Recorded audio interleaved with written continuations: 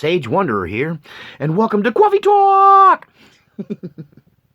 Alright, so today, by popular demand, well, just by demand, by demand of viewers, by the demand of a viewer, you know who you are, I'm going to do a Coffee Talk today on what if Trump is in on it.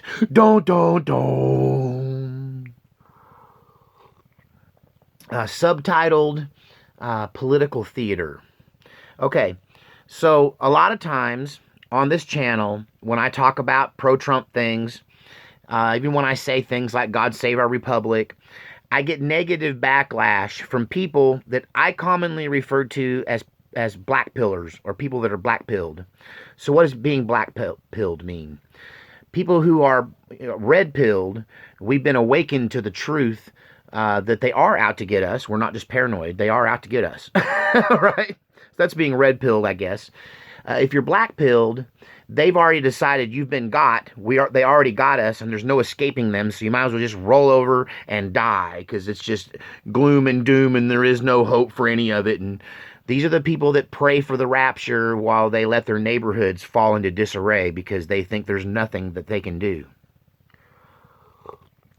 I don't mean to jump on you. I just mean to identify you. Okay? So these are the people that come on the channel and say that Trump is in on it. They also say stuff like, can't you see the right and the left? They're all in on it. It's all just political theater. You're just being manipulated. It's all just bread and circus. Okay. Well, I'm a fair guy, so let's look at this concept. It's a concept that in some ways I agree with. Until recently, I agree with everything you say except the part where Trump is in on it. And let's specifically talk about what I agree with you on and why. So, because I do agree with you to some degree. Both sides were in on it when the Bushes were in control and the Clintons were in control. These people are two sides of the same coin, and they are in fact in on it. Okay? And so there's the deep state. Let's just talk about the deep state, where it came from, what it is, and how is this relevant to the argument. Okay?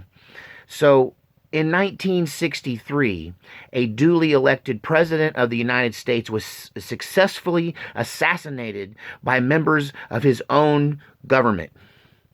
Okay? Then the people that were in on it all got their chance to be high-level serving individuals in the new administrations. And all of the future elections were rigged through the deep state, through spying, through the use of the FBI and the CIA to manipulate things.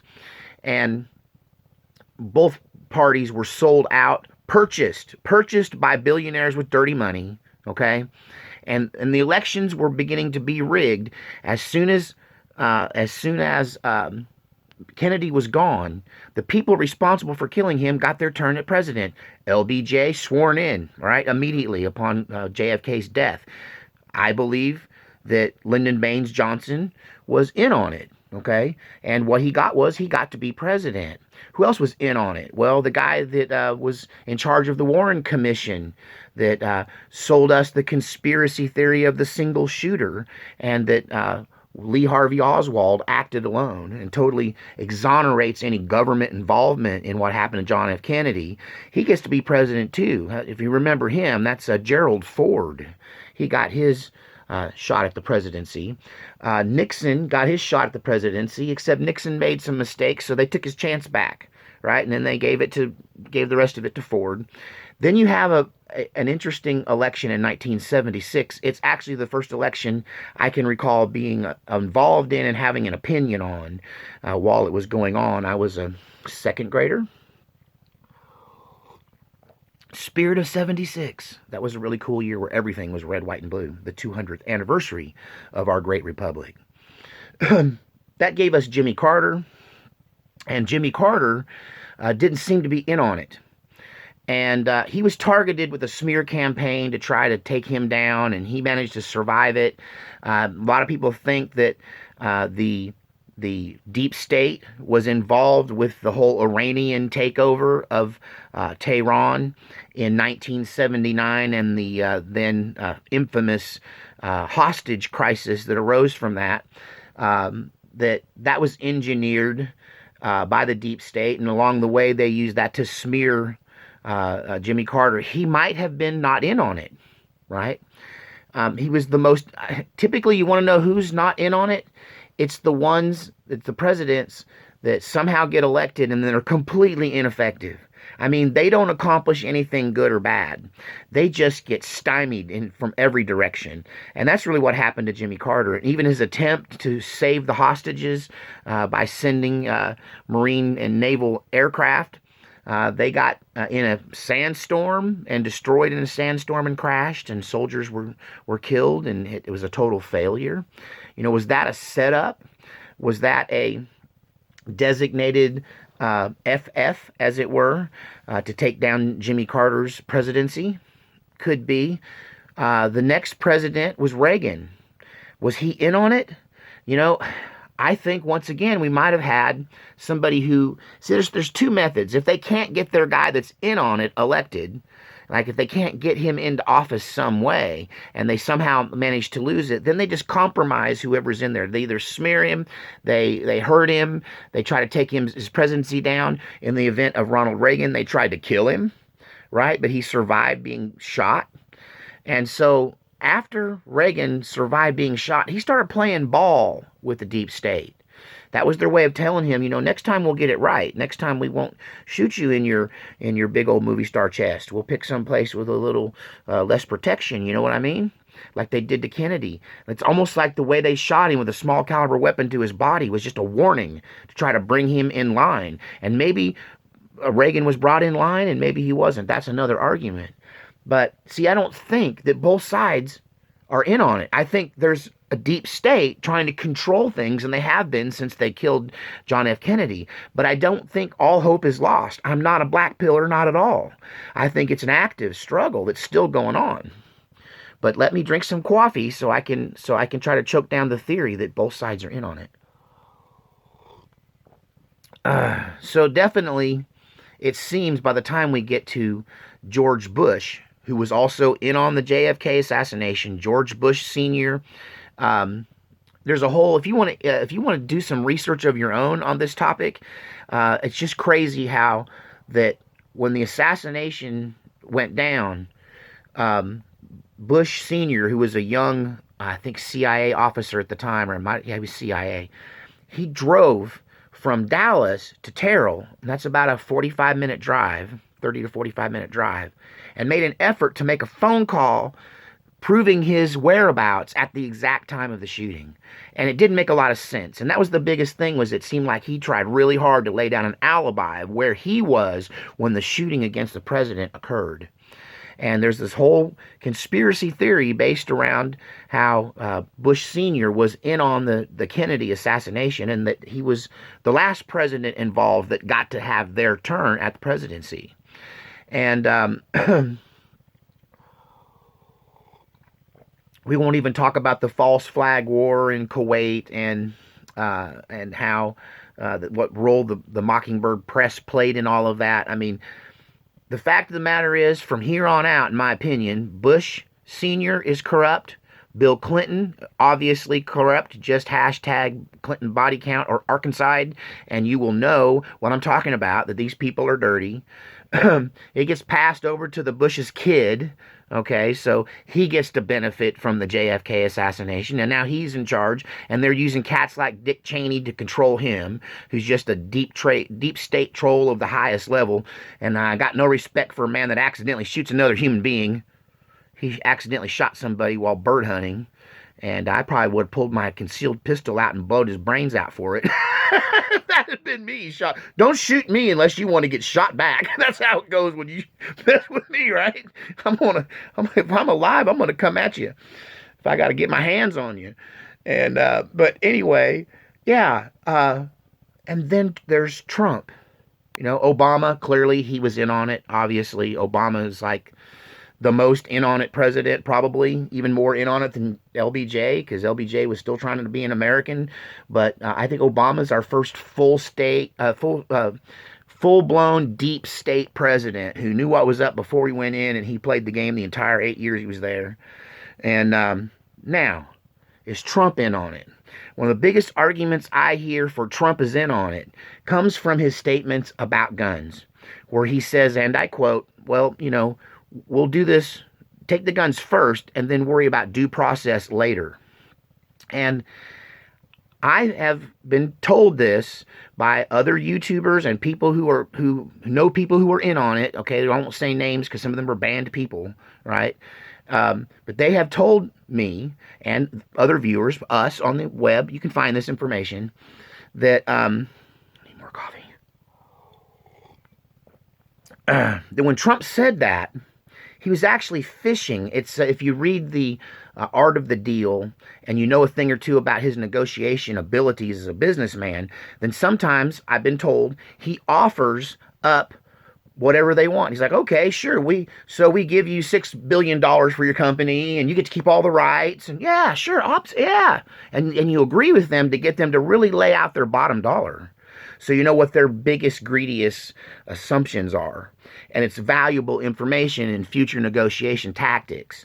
And so when he said that to Pelosi and Schumer, he was agreeing with them to get them to come out of the closet and fully tell us that they want to do what's happening in Virginia, which is a complete gun ban and gun grab and gun confiscation and the elimination of any ability for the American people to come together as a militia and defend their communities. They don't want us to be able to defend our communities. They, okay? So there is the they. It's, I believe, the deep state.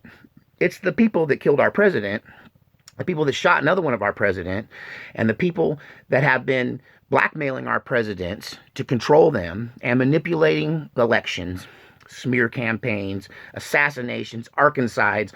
All of this stuff is real.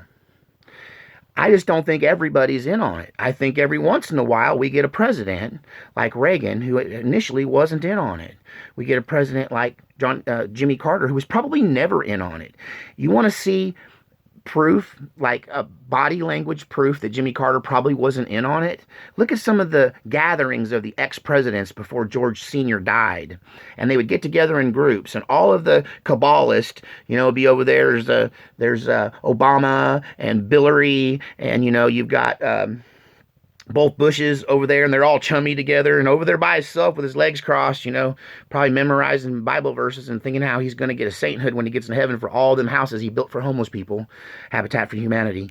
Good folks believe in that, But anyway, so Jimmy Carter's over there all by himself. Like they're not chumming up with him. He's not their bud. Look at Donald Trump when he's at this gathering of the G20 and these great leaders of the world, right? They just stay away from him like they talk about behind his back like schoolgirls, He's not one of them. That's just some evidential proof just from looking at the situation. Is it political theater? Is he pretending to be one of us? Let me say it this way. If Donald Trump is in on this, then let's all do this end of the world drill. Stand up, stretch your arms out real good, bend over, stick your head between your legs, and do your best to kiss your butt goodbye, because we are doomed. Doomed, doomed, doomed.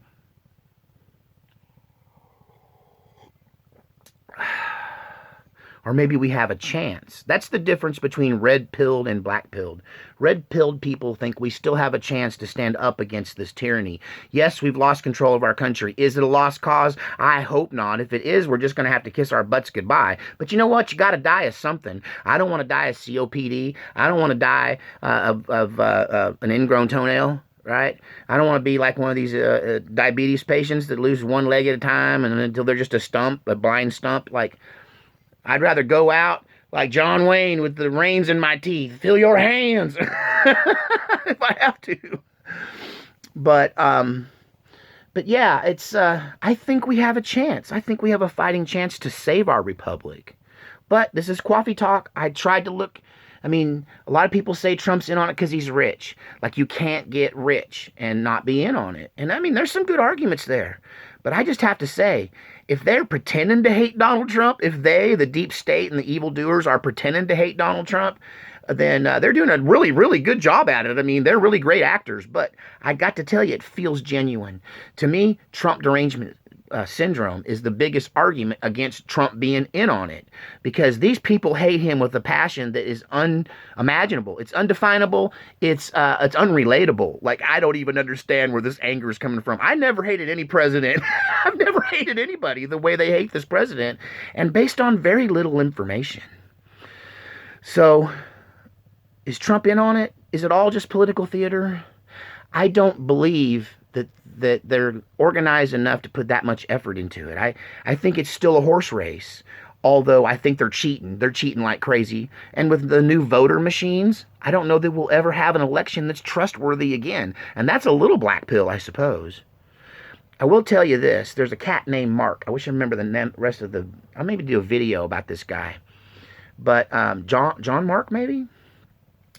He started his channel about a year ago.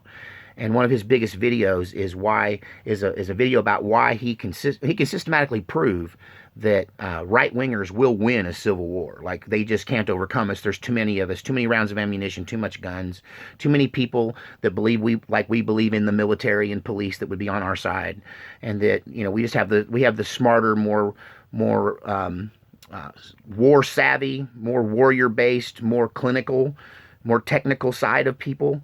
That all they have is technology, the control of communications, mass communications, and all that's pretty easy to take out and even the playing field. And when you even the playing field, our guns still matter. That's why they want to take them, y'all. That's why they want to take them.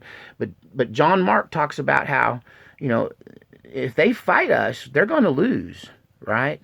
So I'm not black-pilled at all. I think that there is still hope, and I think that we're going to win in the end. And either that or we're in the end times and Jesus is coming back. But then there's that whole pre-trib, post-trib, mid-trib debacle for another coffee talk, I guess. The rapture on the coffee talk. I may have already done that one. I don't know. Starting to lap myself. Well, tell me what you think in the comments section. Are they all in on it? Is everybody part of the conspiracy? Have we already lost? Maybe do another coffee talk on how it's all just a simulation. Ah! God save our republic, and this is a republic. It's not a democracy. A democracy is where two wolves and a sheep vote on what's for dinner. A republic is where every individual has their God-given, inalienable rights. Stand up for your rights while you still can. And honestly, that's the only thing we have that prevents us from all being black-pilled, and for people who believe that Trump is in on it, for them to be right. The only thing that stands against that in that event is our personal rights, and most importantly, our right to keep and bear arms. So God save this fine republic.